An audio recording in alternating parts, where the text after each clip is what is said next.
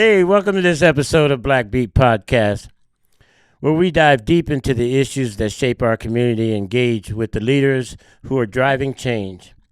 I'm your host, John Washington, and today we're tackling the future of Portland, a city that's on the cusp of significant transformation with the newly restructured City Council.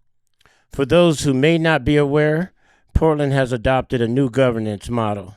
12 city commissioners, 3 elected from each of the 4 districts, a city manager, and a mayor. And this will all be determined through ranked choice voting in the next election, a big change for Portland. Joining us today is someone with deep roots in civic engagement, a history of leadership in arts, neighborhood associations, urban planning, and public safety, Stanley Penkin. Stanley is running for Portland City Commissioner in District 3, bringing decades of experience from both New York and Portland to the table. His commitment to Portland spans over 20 years, and he's known for his hands-on approach, whether it's in housing, homelessness, or climate justice.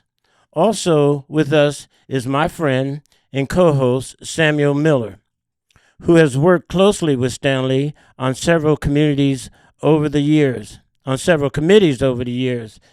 Together, we'll be exploring Stanley's vision for Portland, the challenges we face, and how we can restore the vibrancy of our city. Stanley, welcome to Black Beat Podcast. We're excited to hear from you and with your insights today. Thank you, John. Happy to be here. And just one slight correction, it is District 4. It's not District 4. 3. Well, right on, Stanley. And my correction. That's okay, and I know it's confusing with all these districts. Yep.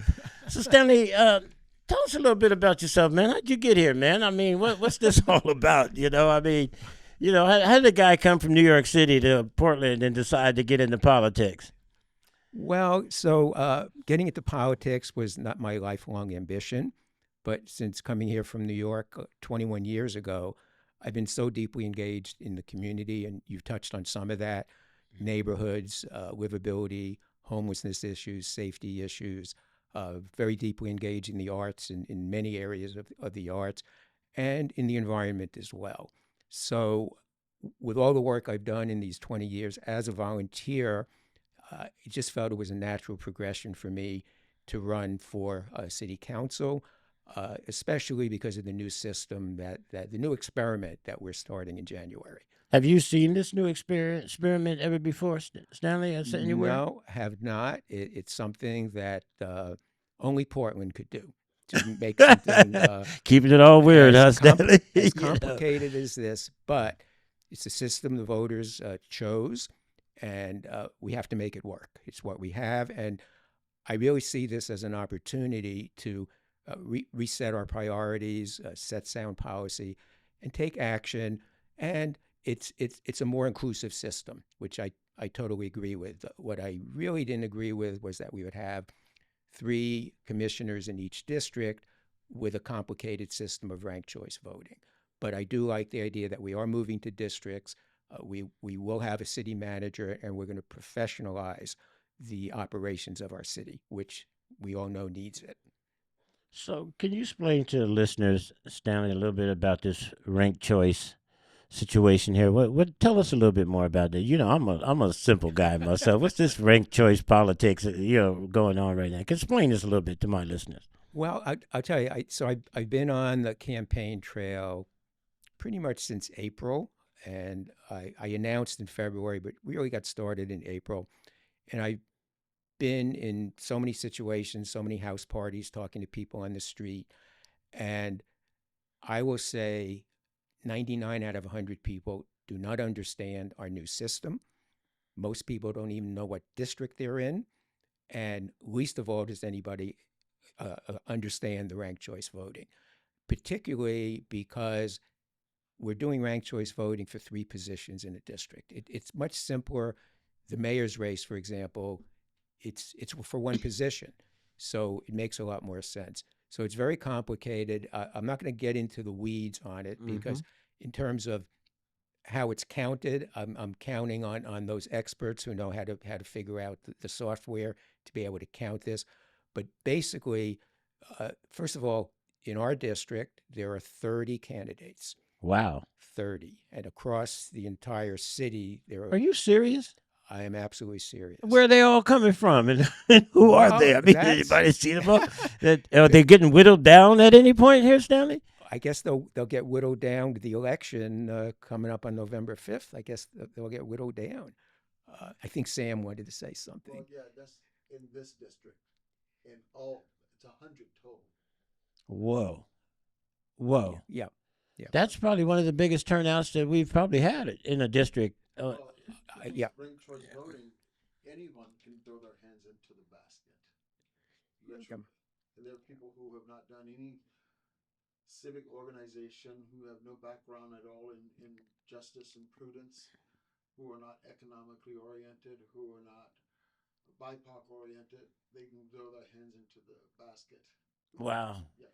Wow. So let me explain a little bit as simply as I can how it's going to work. So you're going to get a ballot, and on the left side of the ballot there will be a column, and there are going to be 30 names on that column. Across the top of the ballot there will be six columns, and you can rank your 6 choices. So you can have a first choice, second, third, all the way up to 6 choices. Gotcha. And what will happen, the person who gets the fewest amount of votes will be eliminated, and the votes then get reapportioned to the other candidates. And again, I don't want to get so deep into the weeds, but that's basically how it's going to work. So in order to win, you have to get 25% plus 1. So the first person who gets to 25% plus 1 is elected, and they keep counting rounds until you get 3 people who have achieved 25% plus 1. Got you. So that's going to be almost like a lottery to some degree. I mean, when you consider it. So let me get into the weeds a little bit with you, Stanley, on a few things. I mean, we're leadership in crisis in this city right about now, right? And you've been deeply involved in Portland's civic life for over 20 years now, right? So from the neighborhood associations to tackling homelessness, given the current challenges that Portland is facing, how do you plan to bring the city out of what some is calling the dark days? Well, let me start with this. What motivated me to run, I think I mentioned it, is this new form of government, because we need to make this new government work. Because if we don't make it work, all those challenges we have, I don't know that we're going to be able to make any significant progress. So that's one of the reasons I'm running, is because of my experience, my skills, I've been a problem solver. I'm a person of action. I want to work with the city council where we can bring everyone together and find common ground. And I'm able to work with people of different ideologies because I know how to listen. And sometimes someone will have a crazy idea, and there are lots of crazy ideas. Yeah. But you know what? Even in a crazy idea, you can learn something from a crazy idea. So I think we need a city council and a government that listens more, talks less, and then takes action. So I've been endorsed by all the sitting commissioners right now. I've been endorsed by District Attorney-elect Nathan Vasquez. If you look at my website, you'll see the endorsements. I have about 200 people who have endorsed me from all walks of life in Portland, and that's because people know I can work with everybody, and that's I think that's one of the skill sets. I don't know where it came from, but it's a skill set that I Maybe have. it's that you're a New Yorker, Stanley. Well, no, New Yorkers don't always get along so well. I mean, But at least we have communication, that's for sure, down to a stick, right? I mean, we say in New York, if you get 12 of us in a room, there were 13 different opinions. So, so I guess maybe I grew up with that. Yeah, I mean, but you got this vibrant background, like in homelessness. But I'd like you to tell your story. What's the plan Stanley's bringing to the table? What makes you unique, Stanley, as to any of the other people that are running in your mind? I mean, other than your background, what is it that's about Stanley that you believe that that brings that stick to the table? So can I go back for a minute? Tell Come you on, yeah, go ahead. A little bit about Tell my your background. story. Yeah, go a little on bit with it. about my background. Yeah. So my parents emigrated from Poland to escape poverty and discrimination there. Jewish family. They had a rough time back in Poland, and they moved to New York to find a better life and to find opportunity for their children. Right, right. And my father was a cabinet maker. He worked for $8 a day. And my mom was a seamstress, and she worked for even less than that. So eventually, my dad opened. Two noble professions. They're all noble Yeah, professions. yeah, right. And my mom was actually, my dad was a union organizer back when he was in Poland, and he got beat up for it. And my mom belonged to the ILGWU, International Lady Garment Workers Union, when she was a seamstress in New York. So my dad opened a small woodworking business, and when I was a kid, he would bring me in the summertime, and I would sweep. He would have me sweeping floors day after day after day until I said, "Dad, is there something else I can do?" And eventually, he had me go out with the carpenters on installations, and my job was to carry the toolboxes and to pick up the nails that fell on the floor, because my dad was sustainable before any of us knew what the word meant. Actually, I didn't even know what the word meant until I came to Portland, where it's a big word. But my folks were always very frugal. So I learned the value of hard work, and my dad was very community oriented as well. So that's part of my background. And I was very fortunate. I had the opportunity, which everybody should have the opportunity. I'd like to see everybody have the opportunity. I was the first one to be able to go to college in my family. So I have a bachelor's degree in civil engineering and a master's, as I mentioned before, in urban planning from Columbia University. So I'm a very hard worker. I'm actually With some Sam pedigree, knows some this. background. Yeah, I'm sure Sam knows. I'm kind of a 24/7. I have lists, and I need to check off things on my list, and I keep going and going. So I have this background of a really strong work ethic and community service, but I look at things. I'm very detail oriented. I also look at things systematically, but I also look holistically, and that's kind of what my urban planning education kind of rounded me out in how to look at everything. And that's part of what I feel I can bring to our city council. So in our new form of government, while we're going to have these districts, and we're going to be focused on the issues within each of our districts, but we can't forget we have a whole city here. Yeah. We have to look at the whole city at the same time. Yeah. This episode of Black Beat Podcast is brought to you in part by the University of Oregon, where mighty means excelling both in the field and on the field. Be mighty, be Oregon. If I can interject, one of the things that Stan offers in my working with him is, in addition to this humanistic approach to life that he has, he's also a fiscally oriented person. Because one of the things that you and I have had many conversations over the years around is the fiscal irresponsibility of governance, where we are leaving people out of the mix. You work with Black business owners, brown business owners, survived for years, and they are oftentimes left out of the narrative of conversations for work. We do the work, but we don't own the company. And Stan and I have had many, many conversations about that. He's actually highlighted some of that in the way that he conducts himself, in the way that he does his job. Gotcha. And so he's given us opportunities as Black business owners to bring more Black business owners to the table and more brown business owners to the table. Right.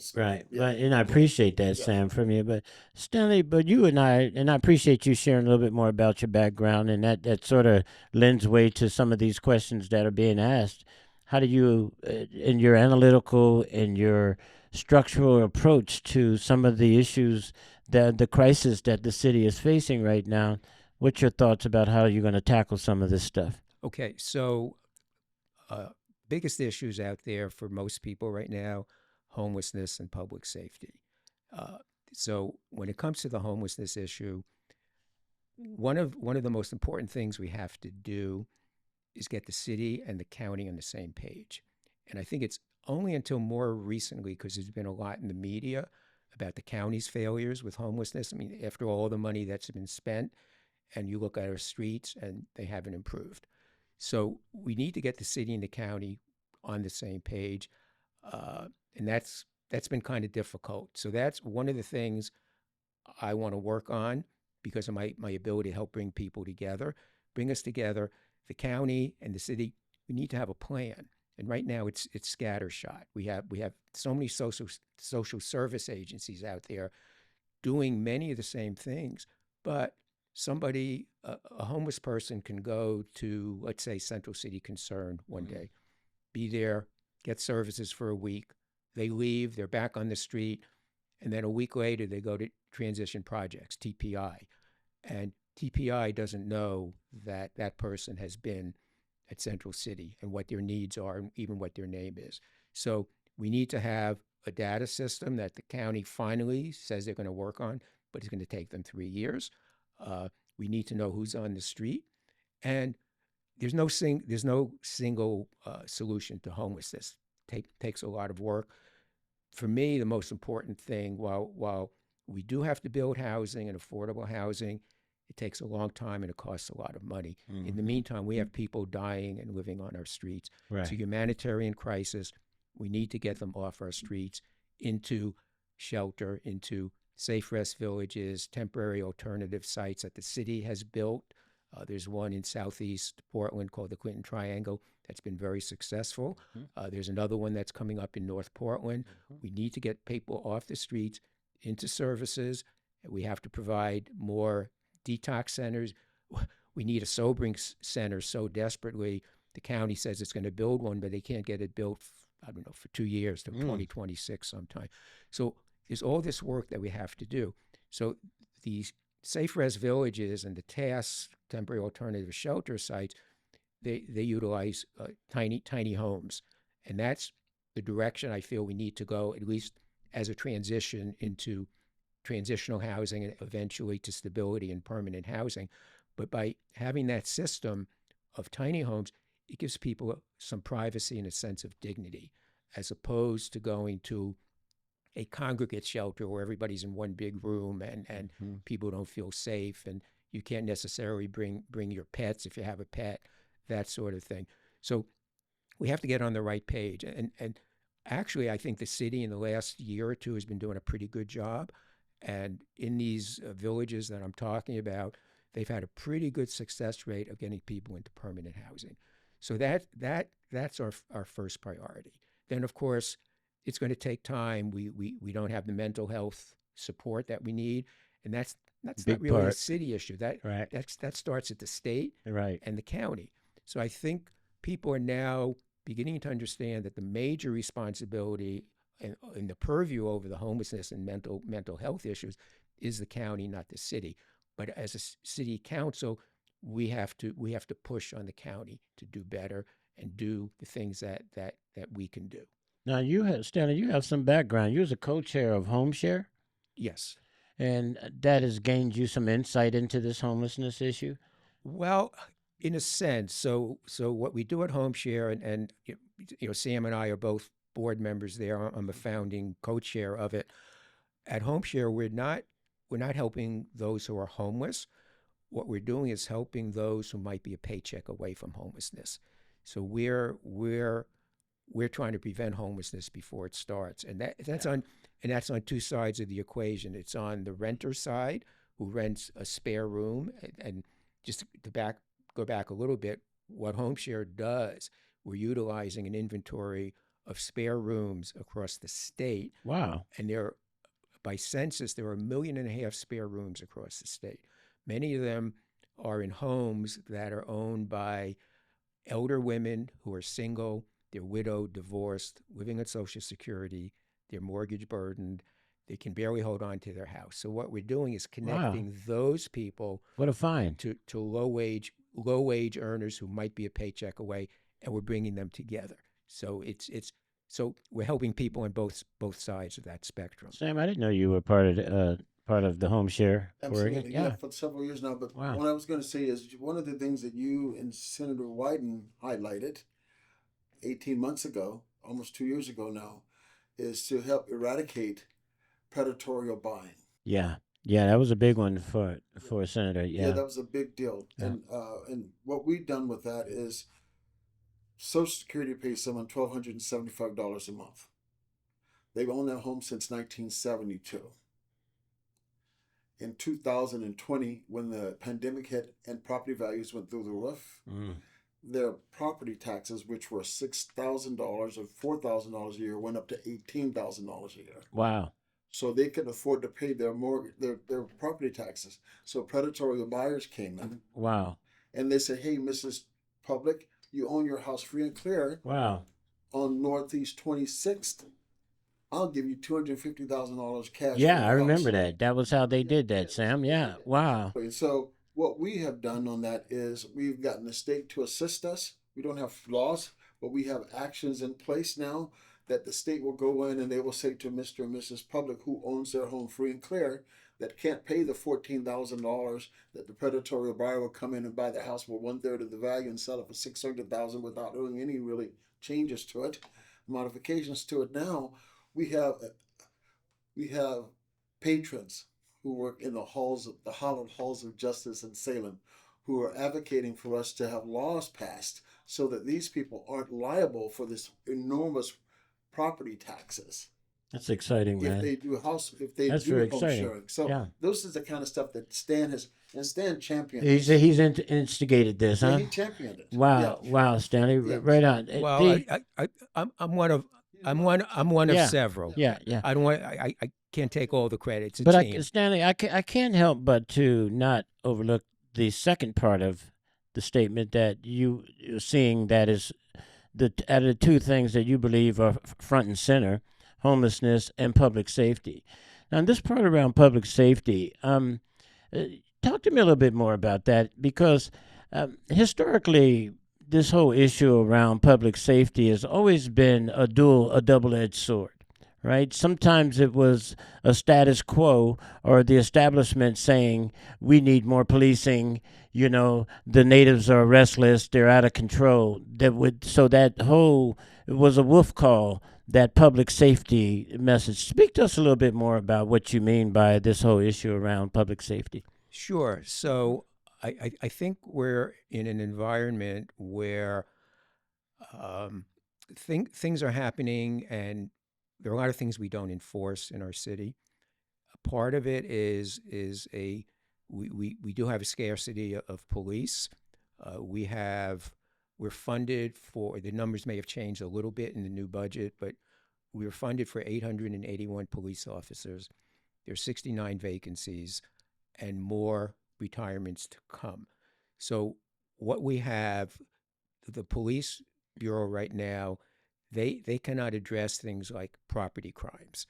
They're focused on, the shootings that are out there, which, are horrific, injury to people, those types of things. So I believe we have to build a larger police force, but they have to be well trained. And I think we need to bring training locally, which we could do right now. They're trained in Salem, and it takes up to 18 months to 2 years to get a police officer on the street. There's a training facility out near Portland International Raceway where our police get additional training above and beyond. But we need to bring it here and localize it so we can customize the training here to be able to address all our communities here and be well trained. And give you an example, we are so under-resourced, we should have somewhere in the neighborhood of 1,200 police officers. A city of Milwaukee, which is comparable size, they have 1,650.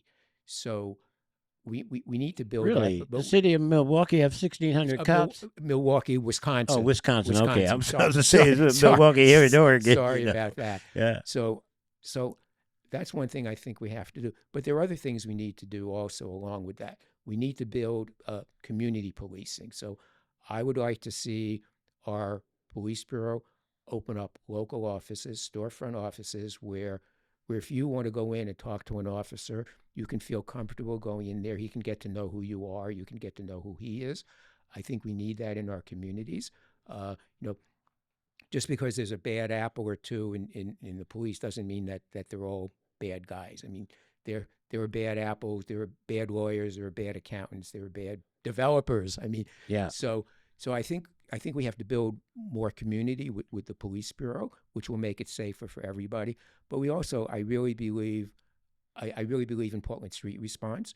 I think we need to have a fully funded Portland Street Response, but there need to be metrics for it. There needs to be accountability. Needs to be outcomes and accountability, because I think that's really important. It needs to work, but we have to.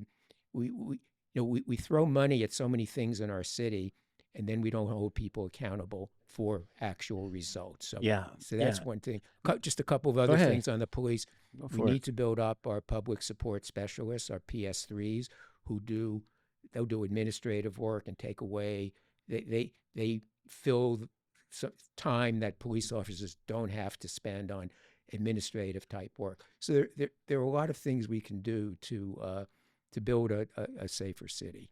I think the concept, the housing first concept, which by the way, that's been more the concept of the county as opposed to the city who wants to get people off the streets. You can't just put people into housing who aren't prepared for housing. Yeah. You put people in housing, but they need to have the supportive services in order to put them into what's called affordable housing. Now, affordable is different for different people. What is affordable? So I think we can't just take people off the street and put them into housing. And I think so. Let me turn to this for a minute. So the concept in the Pearl District, and this is before my time, when it was developed, was supposed to be a mixed community where you have all levels of income living in a neighborhood. And the Pearl, about 30% of the people who live in the Pearl live in low-income housing or affordable housing, and that's the kind of mix that I think neighborhoods should have.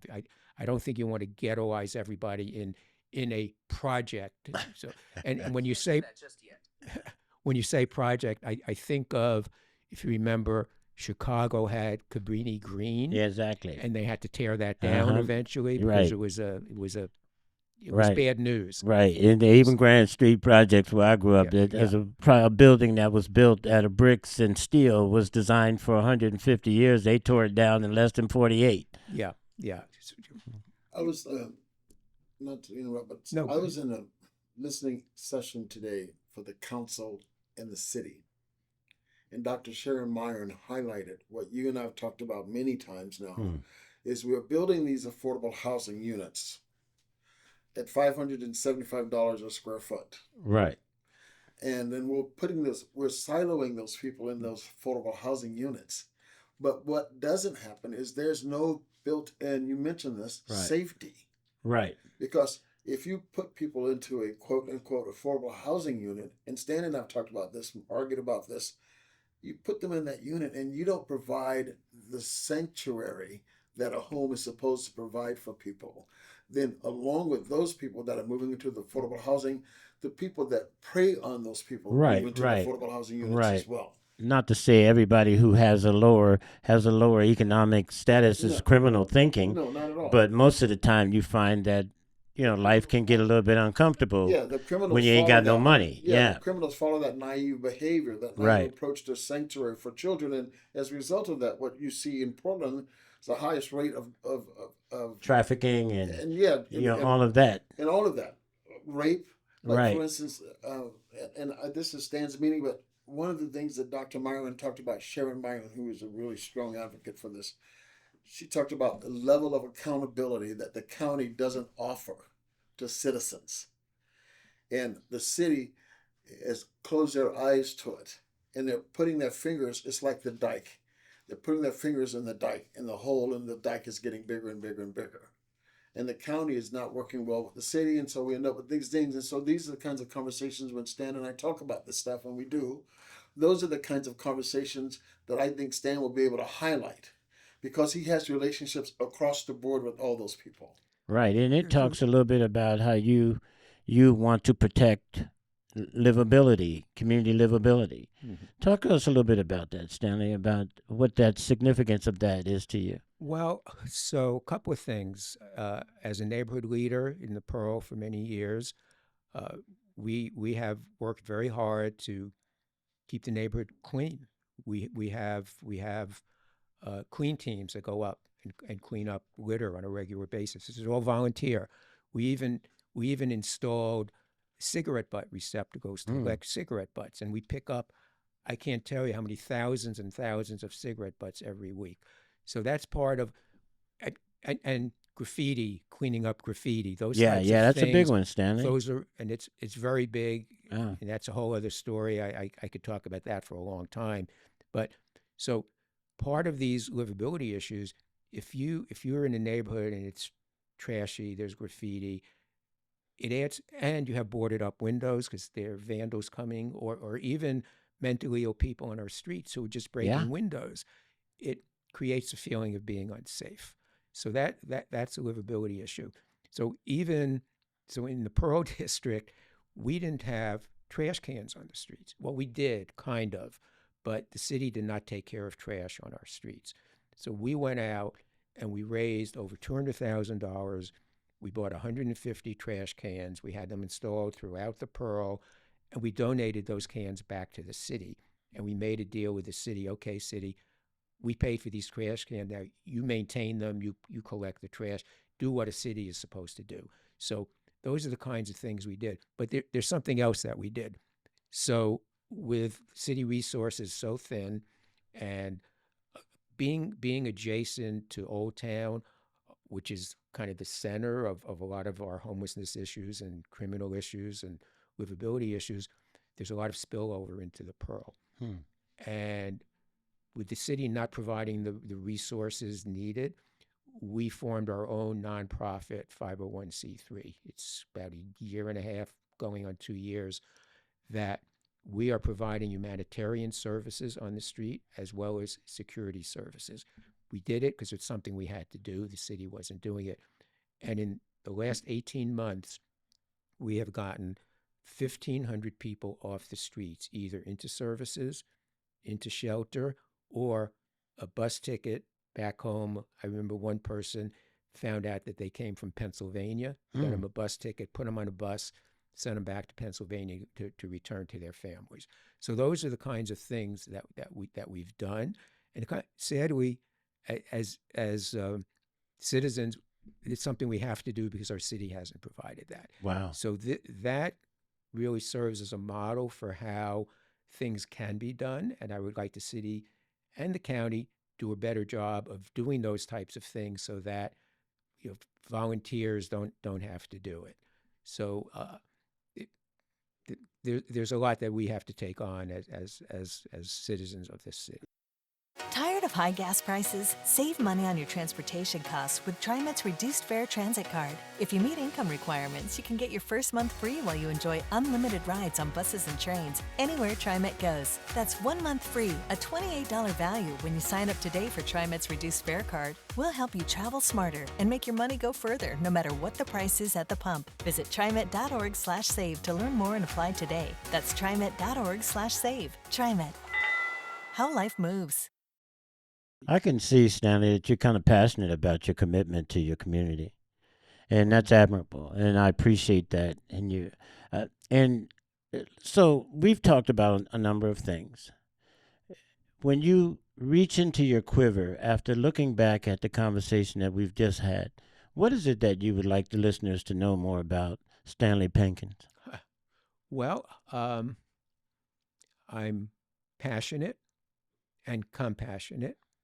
I care about people. I care about all people. I want to see a thriving city. And we talked a little bit about my experience and the things that I've done. It's what I can bring to city council. It's working within city council, but also working across. We have to work with the mayor and the new city administrator and the deputies. We have to all work together. And I know that sounds kind of trite. Everybody talks about working together, but we really have to if we want to be successful. And I'm doing this.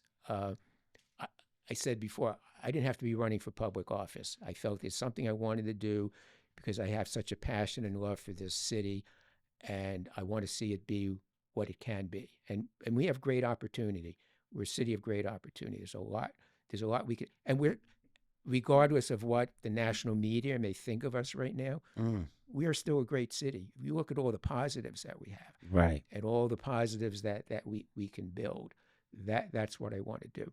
And this is, it's not about me. So the term in District 4 is a 2-year term. I'm just in it for 2 years because I want to get the city off to the right start, the new government off to the right start. And it's going to take a year, it might even take 2 because of this grand experiment. So I'm doing this. It's not about me. It's about the city. I have 3 daughters here. I have 6 grandchildren. It's about their future. It's about the future of everyone in this city, all the kids in the Black communities, the kids in other communities. It's about everybody in the city having opportunity and being able to thrive. Sam. About a year and a half ago, I had a meeting with Stan and another man, and we invited 5 Black business owners to a roundtable discussion to help them secure contracts with the city. And you know the struggles that we've had with that. Right. 2%. Right. 2%, less 0.01%. Exactly. So, and we sat down and Stan, with Stan's meeting, he highlighted the conversation. And we had this great, robust conversation with these Black-owned businesses who, as you know, because we've been doing this for years, if a Black-owned business thrives, Black people get jobs. And then in a short period of time, one company becomes 2 companies, and 2 companies become 4, which is what Terrence did. Right. 4, just what Jeff did, just like a lot of other guys, like Colas did. And so Stan spent a lot of time in there, and we were not able to get to the conclusions that we wanted to get to, because one of the things that you and I struggle with on a daily basis is, okay, so you have great skill set, but you don't know what a 501, you don't know what a financial statement is. The you don't know what technical a P&L is. protocols. Technical protocols. So it ended up being where I did most of the heavy lifting on this. Right. But because Stan highlighted this conversation, and I say this because I want people to know, your listeners to know, that Stan's intention around this was 100% authentic and genuine. As a result of this, those businesses that were not able to at that moment work are still thriving. Some of them have gone on way beyond what I can do for them. And the city has been able to offer some help to them. And some contracts, although it's small, not what we want. We fight about this all the time, you and I. Yeah. But Stan at least is in the front and center of it. And no other person that's running for council today, even though we've heard the conversations comes out of their mouths, their actions don't match up to that. Got you. Which is one of our frustrations. Stan has always been authentic with that. Stan, we do appreciate you coming on the show today and talking. But, you know, I just can't help but to phrase this in a bigger way, because I recognize that you're a committed community member concerned. But what are some of your biggest fears right about now in the state of where our city is and moving forward as you look through this process? And you've arrived, obviously, to some concerns. What are your concerns in the front part of your brain right about now? Well, I'm an optimist. I can't say that I am not concerned about how our new government will work. We are going to need 7 votes to get things done. And I am hopeful that we can work across all the districts with everyone. But and I'm not going to say I'm concerned that it's not going to work, because I'm going to do everything I can to make sure it works. And I do see a lot of good people out there running for office. Amongst 100, there are a fair number of really good that's people. A big number. Who Comparative care, man. Who cares? So I see some real hope there. I'll be honest with you that one of my concerns is what's happening at the county. So there are 2 county races, and I feel that we need a change at the county. And the District 1 and District 2 races, I think, are very significant, that the right people are elected to change the dynamic at the county, because the county has to do a better job. And they know they have to do a better job. But that's pretty important. And I'll tell you, my biggest concern is a national concern. it's the presidential election. Oh boy. That We that- don't that's- we don't and I want to think- open I up think- that open up that can right We don't want about to go now, down but- that road, Yep. but I think that's the concern of a lot of us. A lot of because us. that will affect what happens at our local level as well. Yeah. Thanks for that wake up, Stanley. You know, and it's coming. The freight train is coming down the track. You know, and I don't think there's no avoiding this one. I don't think we can duck under it or jump over it, huh? Right. You know, I didn't mean to get into that's that okay. national thing. That's but okay. But it's a significant. concern. It certainly is. And you know, I do appreciate, Penkin, that you came on the show today and shared a few of your views on this, because I think it's equal. I think we all have similar views and similar concerns. You know, and when I look at politics, and you just pointed out the uniqueness of what Portland's politics have always been about. It's been about two cities all the time, two forms of government all the time, and now we add this one other complicated element to it. You know, it's kind of like, what are they trying to do? Oxymoron us out the game, or what? Or where there's just no, it's all self-dissolving government somehow. It's like, but you're gonna, and that's one of the big things about what us at Flossin Media has always been about, is to help people navigate difficult situations. And this government is seeming to stack up as a difficult type of navigation for the simplicity. So I'm looking at a 2-year transition time, you know, at least for the community to be able to understand, fully be able to utilize the system as it's structured, to be able to arrive at some solutions and some things. So, Stanley Penkin, we are honored, and we are simply blessed to have you come into our environment and sit down and share with our listeners a little bit about your story and the fact that you're running for District 4.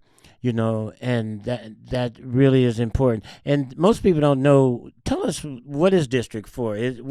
Where is that community at? Is that community, I think that's called the what district again? Okay, so District 4 is everything west of the river and a little piece of southeast, which is basically Eastmoreland and Selwood.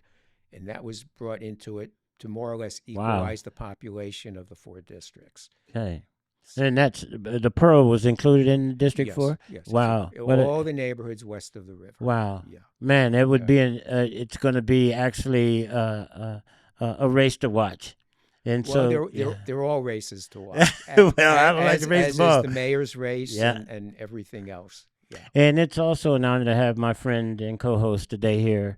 You know, I can see now why, Sam, you have taken some time to sit down and truly get to know Stanley. And I do appreciate you coming in with him, riding shotgun on this one with him, and I do appreciate you being candid with us, Stanley. Well, I appreciate being here and onward. We're gonna make Portland be the great city that it is. Come on with it. And one final statement from me. Sure. And I've Sam? said this to you before. Robert Frost, my favorite poem. I've said it to you many times. Walking through the woods on the snowy evening, the last 2 lines are miles to go before we sleep. Yeah. Miles to go before we sleep. Yeah. And hey, this was an exciting episode of Black Beat Podcast. Y'all already get it. You know, Stanley Penkin has been here. Sam Miller has been here and is here. And as we are on our way out, we're looking for great things to occur and to come to our city. And look, folks, we appreciate y'all being a part of our listening session today. And this concludes my exciting episode of Black Beat Podcast, where sounds become part of us.